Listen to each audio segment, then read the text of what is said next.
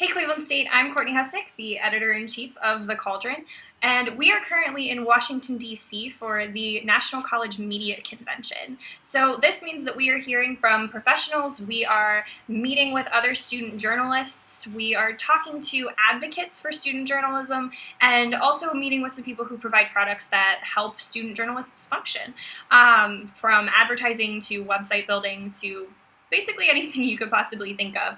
So one of the things that I wanted to do while we are on this trip is share a little bit of that experience with you.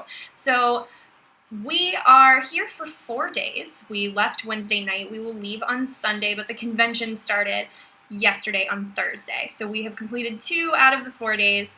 Saturday is another full day for us. We are there from 9 until almost 5 o'clock p.m. and then Sunday is a half day so that we can get back to Cleveland and be there for school on Monday. But we're also working on the online-only issue that is issue 5 for this semester. So don't expect any physical copies of the Cauldron to be put out on the racks that are new. It'll just be issue 4, and everything else that we put out for this second set of the week for our publication will be online on our website. But part of the fun of being here is getting to see what other student publications look like. So we have not only entered the last issue of the Cauldron in the Best of Show competition for this conference, but we also brought some to share with other student publications, and we've gotten some from other publications as well.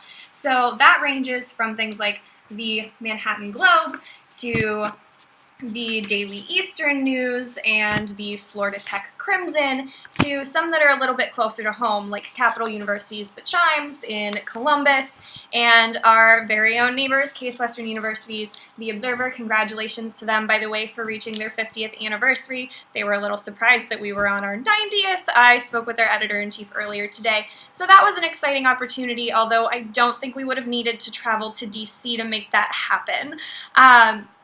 With all of this stuff, we get to see what layouts work for other publications, what kind of stories they do, what kind of stories we could transition over, but also because all of these students are here in DC with us, we're able to talk about problems that we're all having, whether that is with funding or access or public records or censorship, which luckily we don't have very much of a problem with here at Cleveland State on that end, but a lot of us do see the same problems, and so we're able to talk about what solutions could look like, what has worked, what hasn't worked, and we're also able to get things from the other resources, like the Guide to Free Speech on Campus that I got today from the Foundation of Individual Rights in Education, otherwise known as FIRE, and this was free with attendance, by the way. So there's that, the opportunity to talk to lawyers from the Student Press Law Center. We have had a range of information on everything from sports coverage to crime coverage to talking about mental health in the media.